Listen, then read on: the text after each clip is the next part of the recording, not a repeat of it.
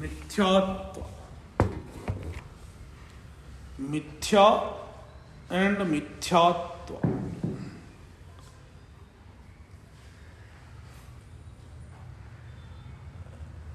These words cannot be really translated. It is a non-translatable. We have so many words that cannot be translated. For example, prasad. What is prasad? What is the English word for prasad? We don't have a word. Because a language is associated with a culture. A language is associated with a way of thinking, a way of life. And so is mithyatva.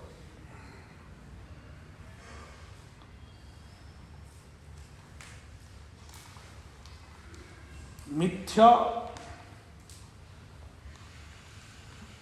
and mithyatva. Mithya and satya. These are two terms describing the status of existence. We talk about the marital status of a person.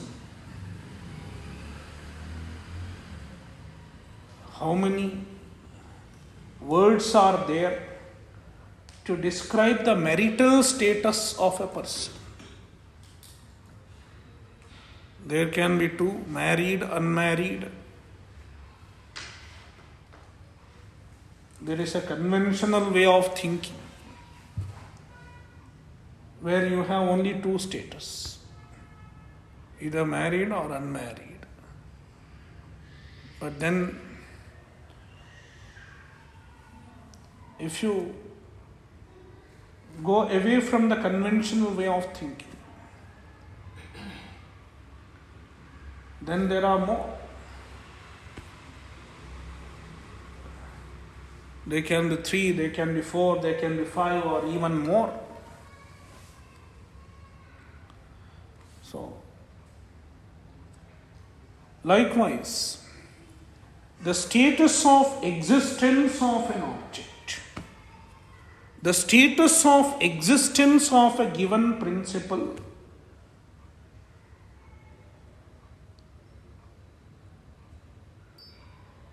when we discuss the status of existence, we come across such words. Satyam. Satyam means it is absolutely real. It is real from the absolute standpoint.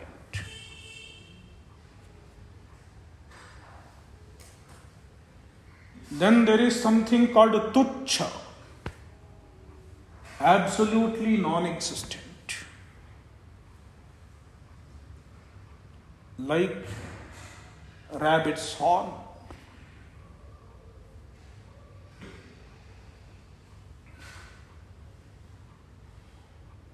But in Vedanta, we identify another status which is neither absolutely real nor absolutely non-existent,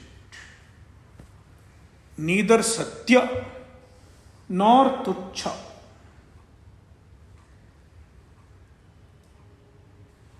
Tuchha is also called shunya or asat.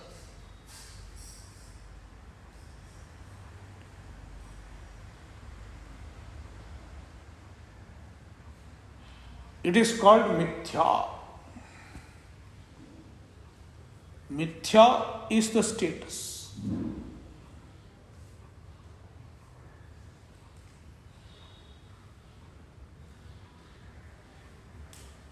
Mithya describes the existential status of an object. It is not totally non-existent, not tuchha, and not even satya, not absolutely real. Such objects are called mithya.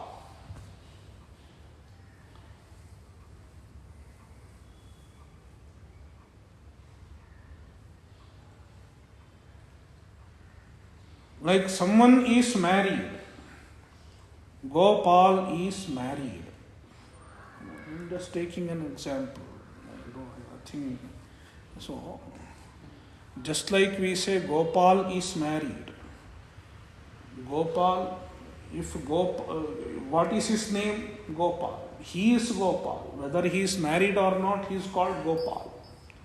But the word married gives the status of his marital status, So, likewise, when we say Jagat is mithya, Jagat means the universe. It is mithya. Mithya means it shows the existential status of Jagat.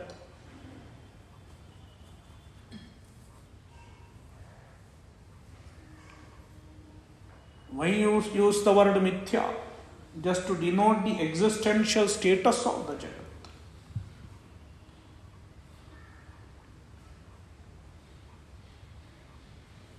Now, in Sanskrit, we have a speciality. Everything can be abstracted. You can have an abstract form of everything. Like Gopal has Gopalness, Gopaltva. In English it is awkward, Gopalness of Gopal. But in Sanskrit it is very usual. Gopalasya Gopalatvam, Tva is added. Tva has the meaning of ness. Ness or hood, motherhood.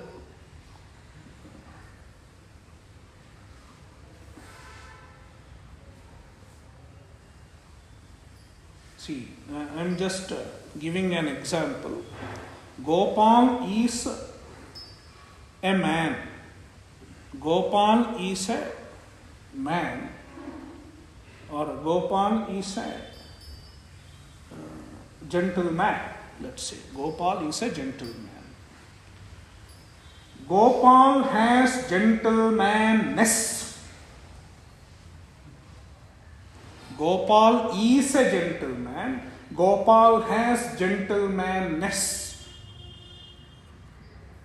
So Gopal is a gentleman. Likewise,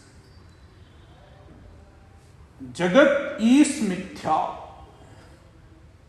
Jagan mithya. If Jagat is mithya, Jagat has mithyaness. The status of being mithya.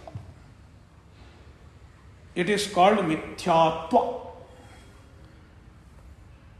In the sense of ness, we add tva. Tasya bhavaha tvatalau. When you add tva, it becomes abstract. And it can be added to anything in Sanskrit. Then you get the abstract sense. That is why the language is very, renders itself to philosophical expressions.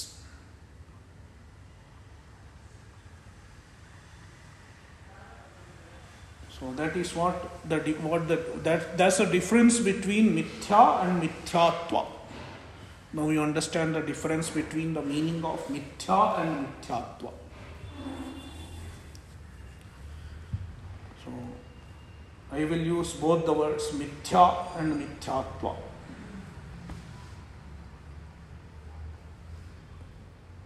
So, something that has mithyatva is called mithya. Someone who has gentlemanness is called gentleman.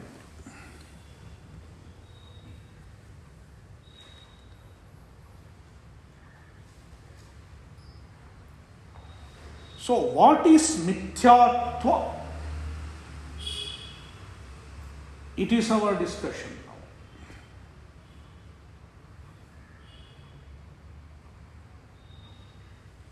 In the Vedantic discussion, not just Vedanta, any philosophical discussion in India, we follow a particular pattern. Lakshana pramanabhyam vastu siddhihi. When you have to establish something, the first stage is to give a lakshana, a definition. Define it. And just defining is not enough. After defining, you have to give pramana, the evidence. What is the praman to say that such a thing exists? So, lakshana pramanabhyam vastu siddhihi. A fact is established through lakshana and praman, definition and evidence.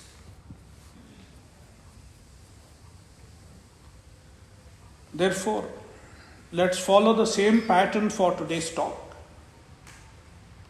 First of all, lakshana. How do you define mithyatva?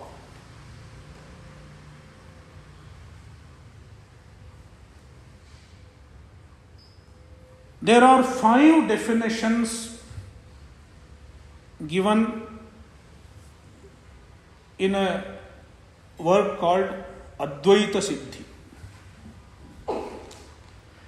There was a great Vedanti, great Acharya called Madhusudana Saraswati. He wrote a text called Advaita Siddhi. It is a Vada Grantha, a text-based, a debate-based text, a logic-based text. So, he gives 5 definitions of mithyatva. The first definition is sattvatyantabhavavatve sati asattvatyantabhavavatvam. Mithyatva means the coexistence of, the absence of existence as well as non-existence. Coexistence of, absence of sattva. Sattva means existence as well as non-existence. Existence, absence of existence and absence of non-existence coexist in a particular thing. Then it is called mithya. Let's understand this with the example of rope snake. There is a rope and in dim light, there is some light, but not a bright light. It is manda andhakara, twilight.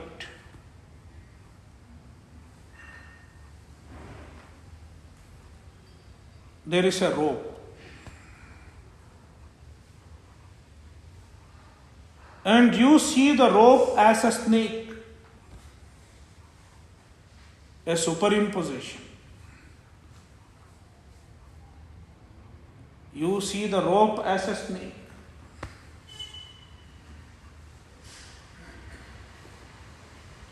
Now, is there a snake?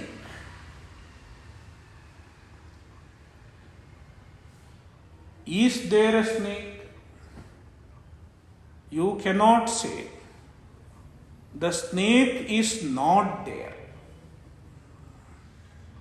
You cannot say there is absence of snake. You can't say there is sarpa abhava. Sarpa asatva you cannot say. Therefore, there is asatva abhava. There is absence of non-existence of the snake.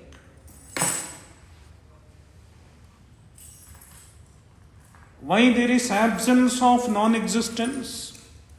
Because if there is non-existence, then you cannot see the snake. If you have to see something, there has to be an object. Maybe a projected object, but there is an object. Therefore, there is asatva abhava in the snake.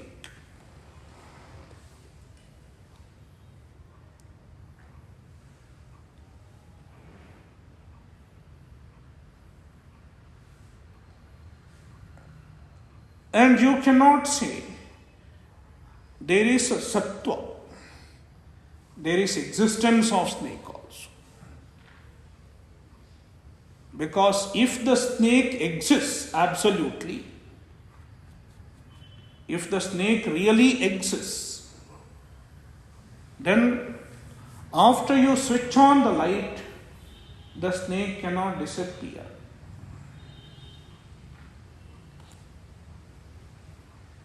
When you switch on the light, the snake disappears. Therefore, you cannot say there is sattva of the snake. Therefore, you have to accept sattva abhava, absence of existence also. Therefore, absence of existence as well as absence of non-existence coexist in the rope snake. Therefore, it is mithya. This is one definition of mithyatva. Sattvatyanta bhava, sattvatyanta bhava, sattvatyanta bhavo bhaya, samanadhikaranyam mithyatvam. You can write if you want. Sattvatyanta bhava, asatvatyanta bhava, ubhaya samanadhikaranyam mithyatvam. Or sattvatyanta bhavavatve sati, asatvatyanta bhavavatvam mithyatvam. This is how we express it in Sanskrit. But you don't have to worry too much about it. If you understand, that is enough. So, first definition of mithyatva. So, there's sattva abhava as well as asatva. Asatva abhava. Sattva abhava as well as asatva abhava. I don't understand the asatva abhava. Absence of non-existence. Absence of non-existence means if non-existence is there, means non-existence means there is no snake at all, then you cannot see a snake there. You cannot see a snake there. So there has to be some hint of a snake. Yeah, something has to be there. Some object. Because this is based on a logic that any knowledge should have a corresponding object. Any knowledge should have a corresponding object.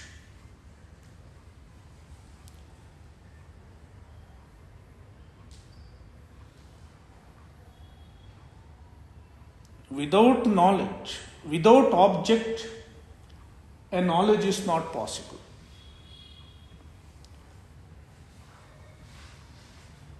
Because it's always knowledge of something. Yeah, it is knowledge of something. So when there is a knowledge, there has to be an object, any cognition. If there is any cognition, an object has to be there. So there cannot be asatva, absolute non-existence of the snake. Therefore, it is asatva, abhava, there is asatva, abhava. That is why someone said, asatchenna pratiyeta, satchenna badhyeta. If it is asat, if it is totally non-existent, like rabbit's horn, then na pratiyeta, you wouldn't have experienced it there. Whereas sat chet na badhyeta. If it is sat, if it exists, na badhyeta, it will not disappear later when you put on the light. So that is one definition of mithyatva. I don't want to elaborate on this further. If I keep on elaborating, already 25 minutes for one definition. So we will have to extend it in the, perhaps, we will see how it goes. So now let's go to the second definition, because see, every single definition is discussed page after page. First of all, there is, how Advaita Siddhi develops. Let me explain how Advaita Siddhi, that particular text, develops. First, there is something called Nyayamrita. Nyayamrita is a book of objections. The author of Nyayamrita raises objections after objections. And Advaita Siddhi is answer to all the objections in Nyayamrita. That is where he explains these 5 mithyattvas. Who is raising the objections? There is another Acharya called Vyasatirtha. Vyasatirtha wrote Nyayamrita. Vyasatirtha of Udupi. He wrote Nyayamrita.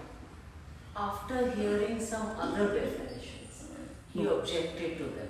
No, he has read so many books. Then based on those books, he raises objections. Means he just puts questions.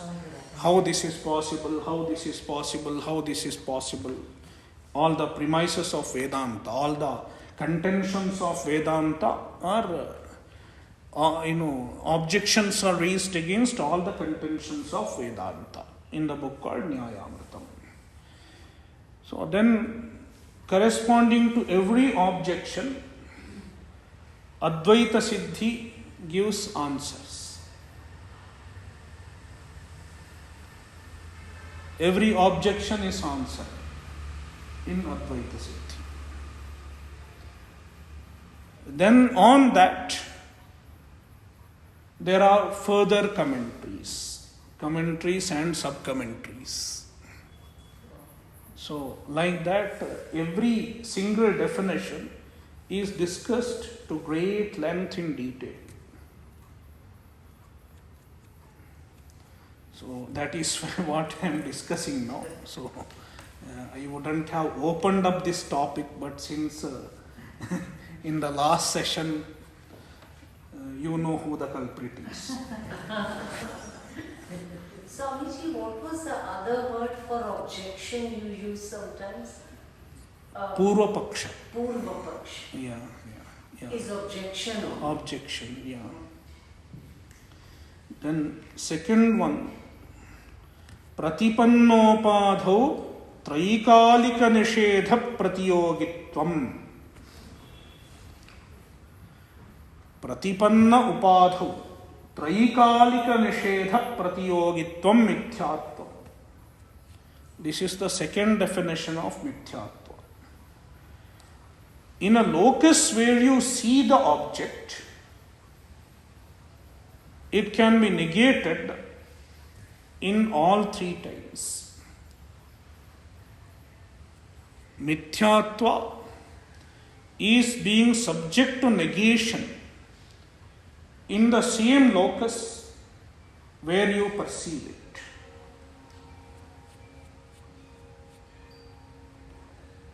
Being subject to negation in the same locus where you perceive it.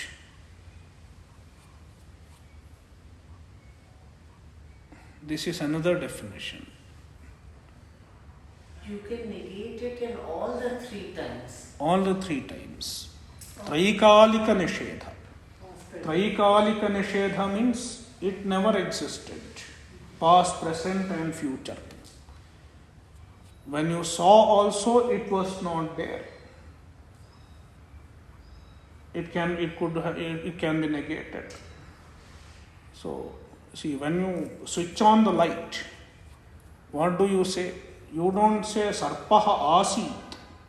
You don't say there was sarpa and now it has disappeared. What do you say? There was never a snake. It is traikalika nishedha.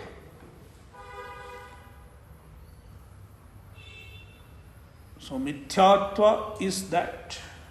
Mithya is the object that deserves to be negated in a place where it is perceived. So the example is again sarpa. For all, we will take example, any one. We can give other examples also. But let's take one example, it's easier to, standard example. There can be so many examples for mithyatva. So, like swapnavat, dream. Dream is another example.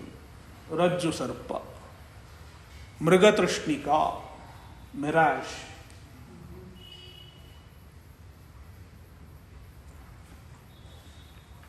So, then let's go to third definition. Jnana nivartyatvam mithyatvam. Mithyatva is a jnana nivartyatva. A mithya object is the one that can be removed by jnana, by knowledge. When you get the knowledge, it disappears. What disappears? The object. Rope snake. Rope snake disappears when you get the knowledge of the rope. Adhishthana jnanena adhyasa nivritti. When you get the knowledge of the adhishthana, when you get the knowledge of the locus, the substratum, the superimposed object gets removed.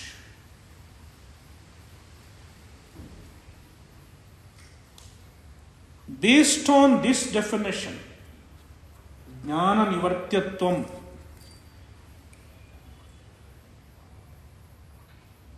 the acharyas classify the mithya itself into two types. The mithya itself can be classified into two types. One is vyavaharika, another is pratibhasika.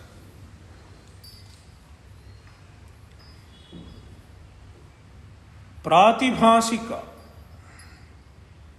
is the one which can be destroyed by a knowledge other than Brahmajnana.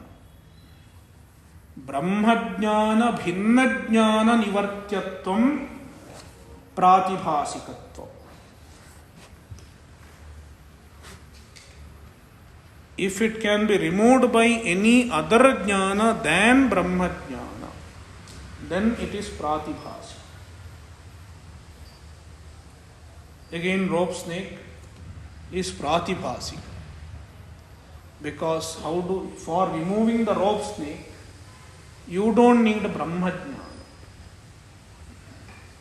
You have to get rope jnana. Even Swapna is an example. Even Swapna is an example.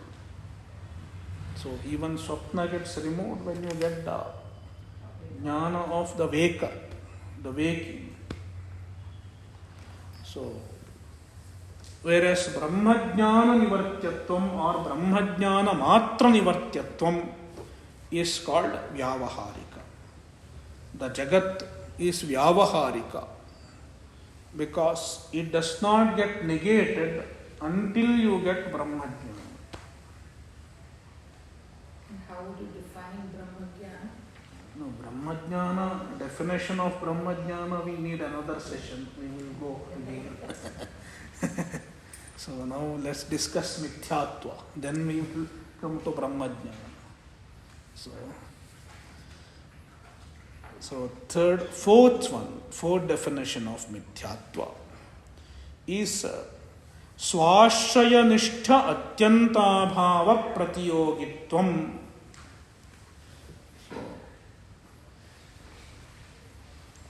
So there is atyanta bhava, absolute non-existence, absolute, not absolute non-existence, absolute absence. There is a difference between absence and non-existence. Absolute absence of an object where it is present.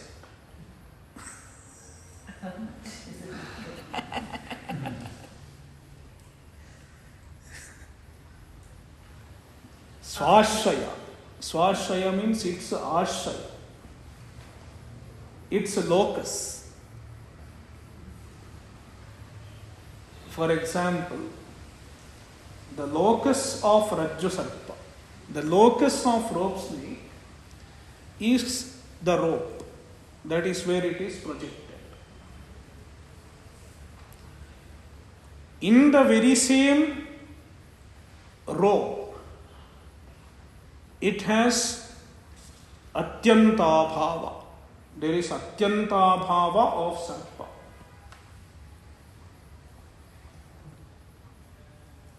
There is absolute absence of the sarpa. We can't say non-existence because we think it's there. Yeah, you think it is there. So the very same place where you think it is, where you have projected it, it is not there. It has absolute absence. So it is another definition. So, and fifth definition is Sadviviktatvam mithyatvam sattvancha pramana siddhatvam. It is not pramana siddha. Sadviviktatvam, it is different from sat. And with the author says sattva means pramana siddhatva. Whatever is established by a valid source of knowledge is called sat.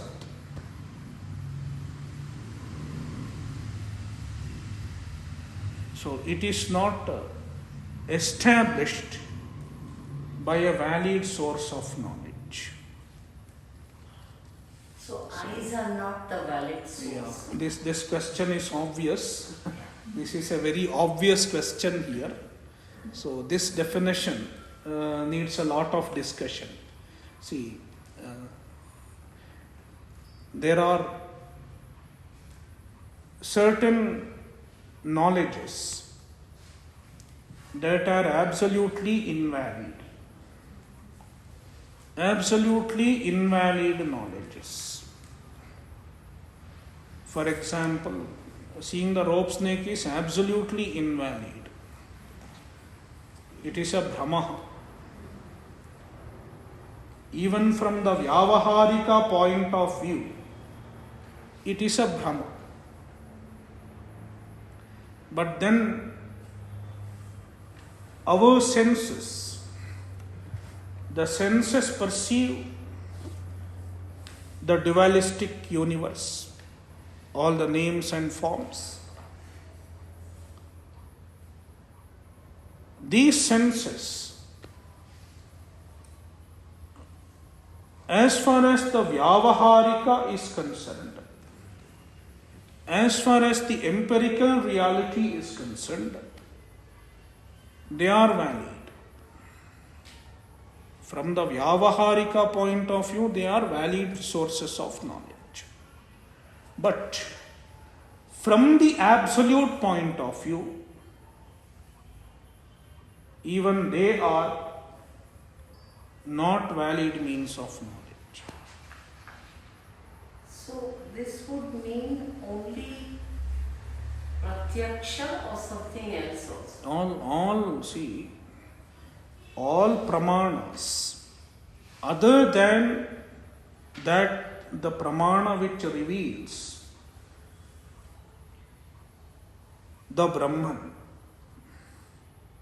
all other pramanas they are called atattvavedaka pramana. They are pramana. Pramana means a valid means of knowledge. But the pramana which reveal atattva. Atattva means not tattva, not the absolute reality.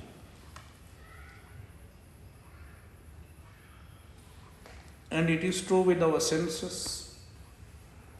It is true with all other means of knowledge.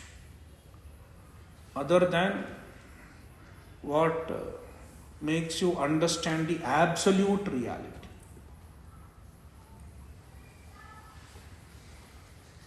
That is why, as far as from one standpoint, until you don't analyze,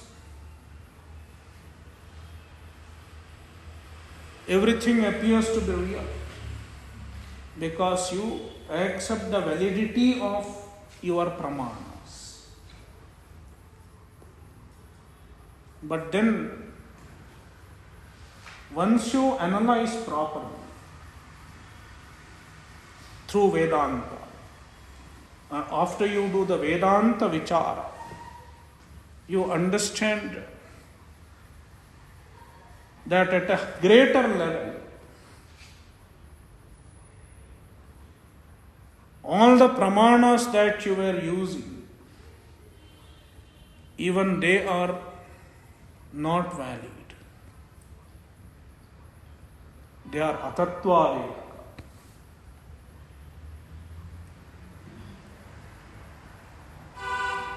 So this is another more complicated, involved definition of mithyatva.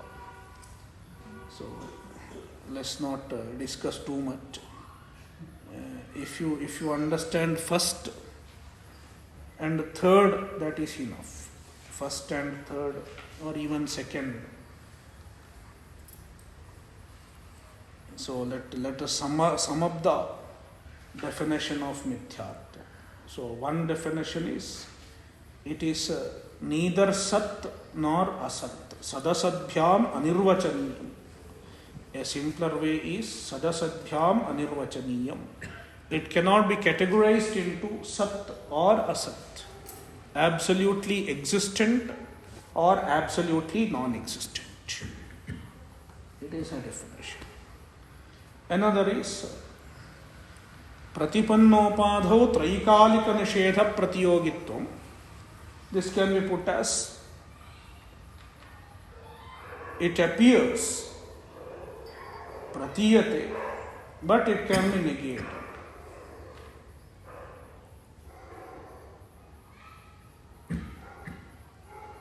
That which appears but not present is mithya.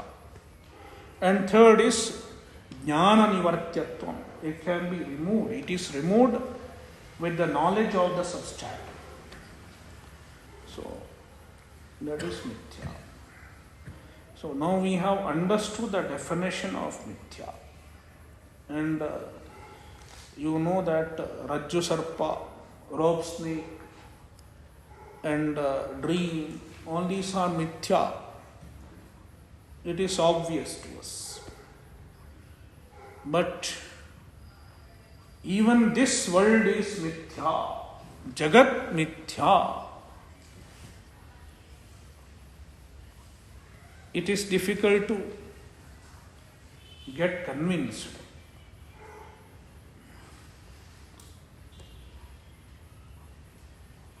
This is Satya. This is real. We experience it. We touch it. We feel it. We eat it. We smell it. How can it be mithya? This is real life.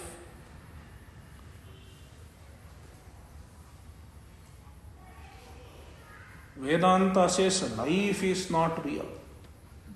There is nothing called real life as far as Vedanta is concerned. There is no real world, there is no real life also.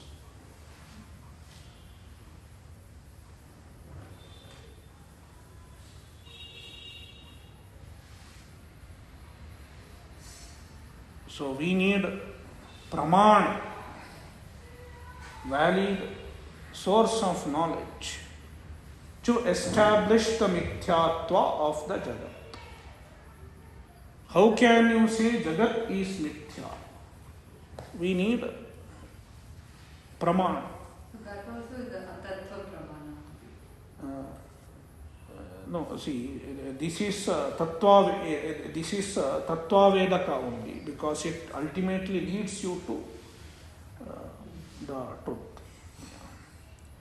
So, what is the praman?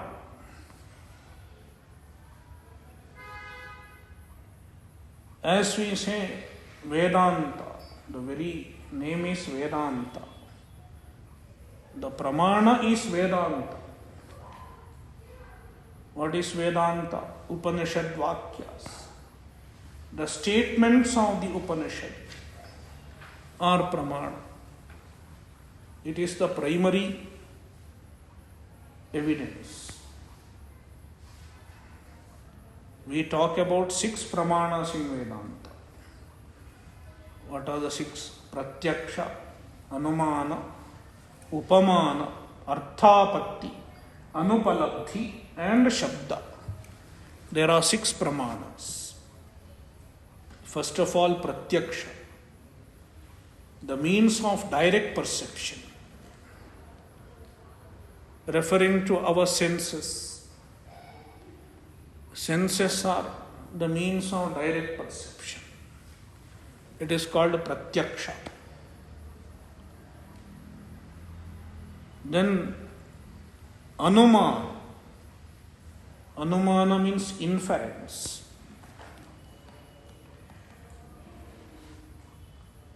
How many people are sitting here? You can make out without seeing, without peeping inside. The workers know how many people are there now.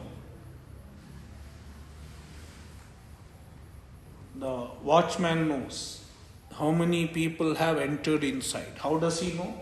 He will count the pairs of chappals. There are 10, 11 pairs of chappals. So 11 people are here.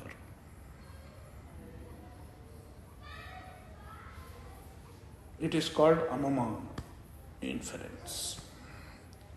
In Anumana, you see some indications and then you arrive at a conclusion. Generally, Anumana is called logic. There is Western logic and there is Indian logic. The Western logic requires only 2 steps, in fact. You have to give a premise, what you want to prove, a premise or a conclusion, and then you have to give a reason. There it ends. But Indian logic is a little more complex. You cannot just give a reason. You have to give an example. An example where you have found the invariable concomitants, the vyapti. Anyway, I'm getting too much into logics. We need another session for logics. Okay, you can note it for another date. So, Anumana, inference. Then Upamana. Upamana means sadrishya jnanam. You recognize certain things with the help of similarity. When you recognize certain things with the help of similarity, it is called Upamana. So, someone is going to another country, let's say he is going to Singapore or Malaysia or Indonesia, Indo-Chinese country, for the first time. You tell him that you get a fruit there called durian. What's it called? Durian. Durian. Yeah, durian. Yeah, they are from Malaysia. Durian. So, this gentleman has not seen durian because it is not available in this country. But we have jackfruit and we have a smaller fruit like jackfruit. It's called breadfruit. Diguche. He has seen all those fruits. So you tell him there is a fruit called durian. Very tasty.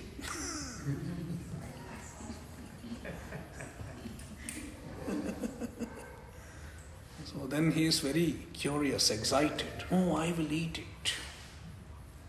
So, but how to recognize durian? So it looks like a smaller jackfruit, smaller version of jackfruit. When you see a jackfruit-like fruit, but not jackfruit, then it must be durian. So this is called sadrishya jnana. And he goes there with this understanding. And he sees a fruit like jackfruit. Sadrishya, similar to jackfruit, but it is not jackfruit. Then he says, oh, this is durian. How did he know? It is called upamana pramana. Sadrishya jnanena durian jnana is upamana pramana. So, it's not really comparison. Comparison means, you can just say, but this is a way of knowing, way of recognizing something through a knowledge of similarity. But it confines itself to objects like what you mentioned, or it finally leads to something else? See, it is not much used as far as Vedanta is concerned, but it is a possible means of knowledge. Just for an object? Yeah.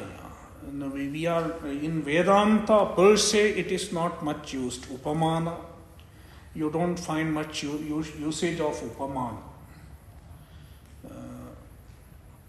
So, then fourth one is arthapatti. Arthapatti is a kind of postulation.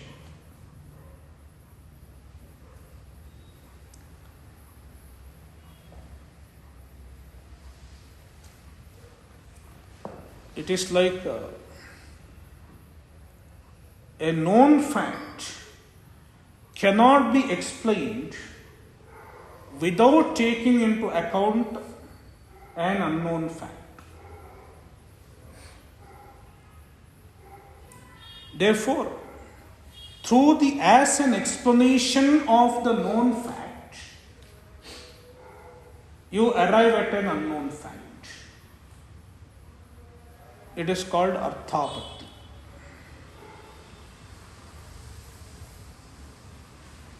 Pino devadattaha divana bhunte.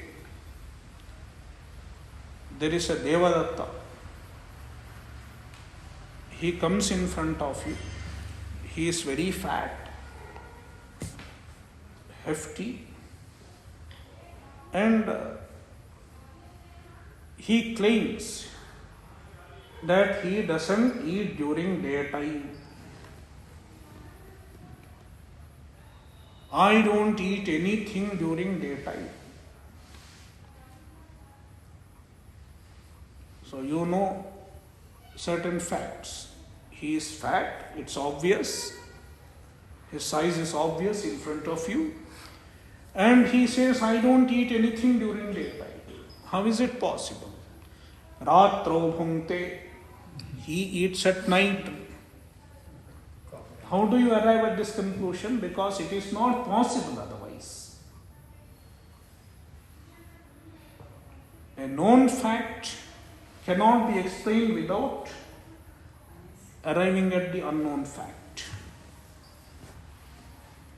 It is arthapatti. And another is anupalabdhi.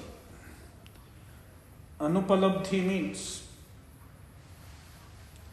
non-apprehension.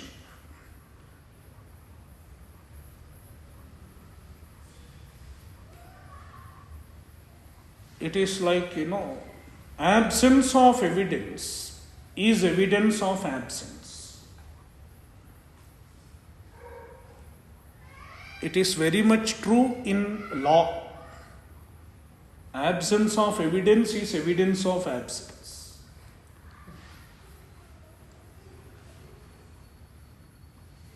It is called yogya anupalabdhi. See, how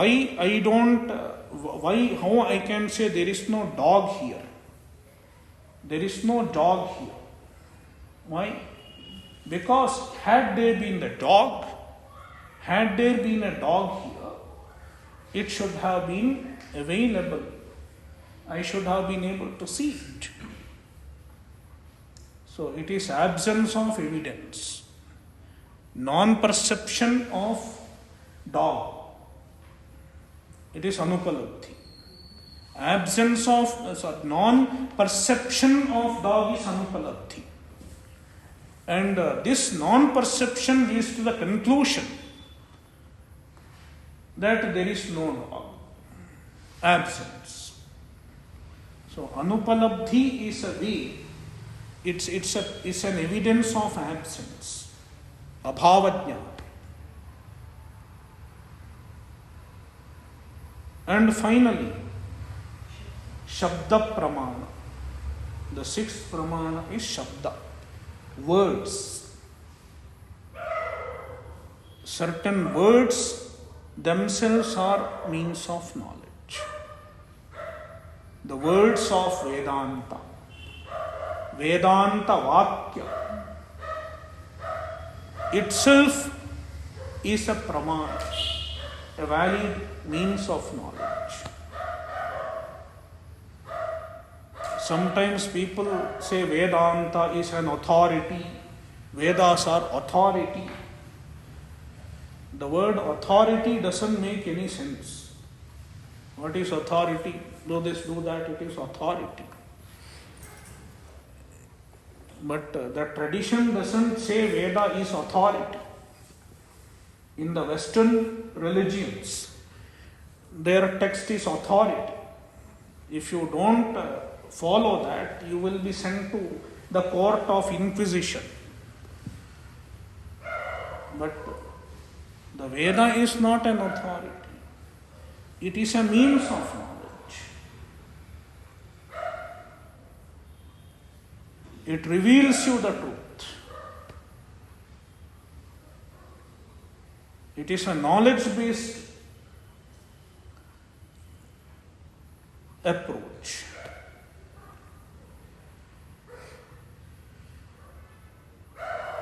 So, it is Shabda Pramana. So, what is the Pramana for Jagan Mithyatva? So, we can discuss so many other Pramanas, but primarily it is Shabda Pramana, Vedanta Pramana. The Upanishads are the Pramana.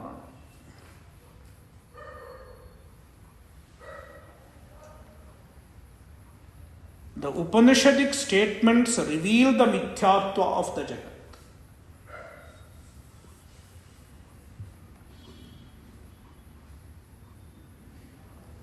How do they reveal the Mithyatva? There are three ways. Vedanta reveals the Mithyatva in three ways. Number one, through direct negation. Direct negation.